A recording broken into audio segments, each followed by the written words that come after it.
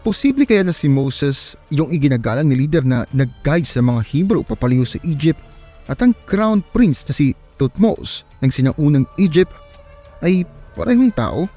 Itong ideyang ito ay nag-uugnay sa isang mahalagang tauhan sa Biblia sa isang mysterious na Egyptian prince na tila ba nag-aanyaya sa atin sa isang mundo ng kasaysayan na puno ng intrigue at speculation. Pero bago pa natin ituloy yung diskusyon, make sure na i-hit mo yung like button at i-subscribe ang channel ko kung hindi mo pa nagagawa. At kung gusto mong ma-notify sa bawat bagong video ko, i-click din yung bell icon. Malaking tulong yun sa akin at sobrang na-appreciate ko yun. Nagawa mo na? Alright, simulan na natin. Topic: si Moses ay central figure sa mga religious texts ng Judaism, Christianity at Islam.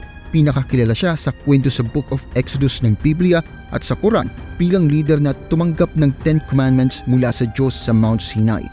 Ayon sa mga text na ito, si Moses ang namuno sa mga Hebrew para mapalaya sa pagkaalipin sa Egypt papunta sa Promised Land ng Canaan. Ang kwento ni Moses at ng Exodus mula sa Egypt ay foundational narrative sa mga relihiyon na ito, pero mostly makikita ito sa Pentateuch, yung unang 5 libro ng Biblia, at sa Quran. Wala namang ibang ancient sources na nagko-corroborate sa story at walang archaeological evidence na sumusuporta dito. Kaya maraming scholars ang nagko-consider kay Moses bilang isang legendary figure o isang cultural myth. Ang crown prince naman si Thutmose sa kabilang banda ay tunay na historical figure mula sa ancient Egypt. Anak siya ni Amenhotep III at inaasahang maging pharaoh pagkatapos ng kanyang ama. Pero iba ang sinasabi ng history. Imbis na si Thutmose, ang kapatid niyang si Akhenaten ang umakyat sa trono. Misteryo pa rin ang pagkawala ni Thutmose sa historical records. Karamihan ng historians iniisip na namatay siya, pero walang concrete evidence na nagpo-confirm dito. At ang kapalaran niya ay topic pa rin ng speculation. May mga theories na baka napalayas siya, natatakot para sa buhay niya habang inaagaw ni Akhenaten ang trono. Ang dalawang figures na ito, isa mula sa religious texts at isa mula sa historical records, ay nag-spark ng intriguing theories dahil sa gaps at mysteries sa kanilang mga kwento. Ang comparison sa pagitan ni Moses at Thutmose ay base sa kanilang time periods, roles at sa intriguing na pagkawala o kakulangan ng historical evidence sa paligid ng parehong figures. Ang theory na nag-uugnay kay Moses at Thutmose ay base sa mga linguistic at circumstantial parallels na talaga namang intriguing. Yung pangalan ng Moses ay pwedeng i-link sa Egyptian word na Mos, na ibig sabihin ay son, kasama sa pangalan ni Thutmose. Nagbigay ito ng speculation na kung kinakailangan ni Thutmose na tumakas sa Egypt, posibleng dahil sa threat mula sa kapatid niyang si Akhenaten.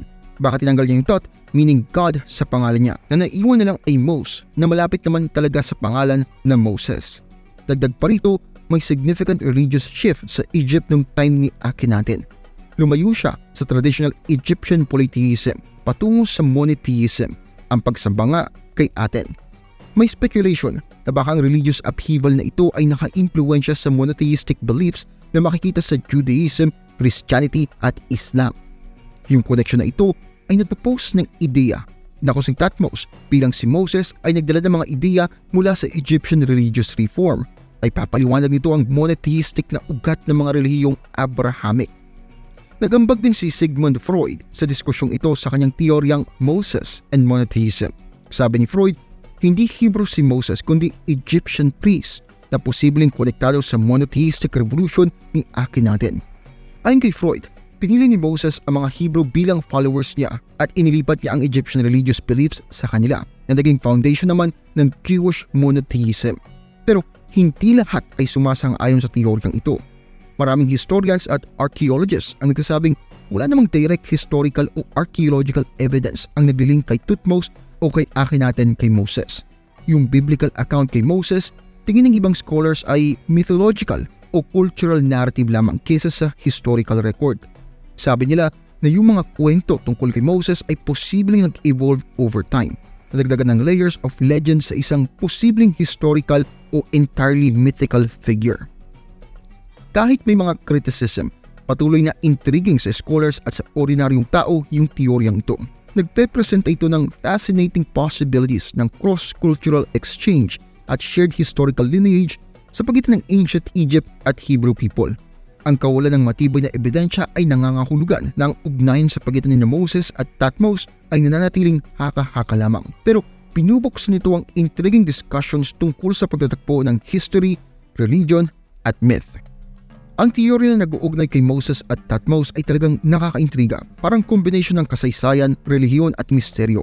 Kahit walang solid evidence, patuloy itong nagiging intriguing sa mga scholars at enthusiasts. Nag-i-invite ito sa atin na isipin yung exciting possibilities ng historical connections at yung powerful influence ng mythology at legend sa paghubog ng pagkakaintindi natin sa nakaraan. At kung gusto mong ginagawa ko dito, huwag kalimutan mag-like at mag-subscribe. Maraming salamat sa panonood at kita-kits tayo sa next video.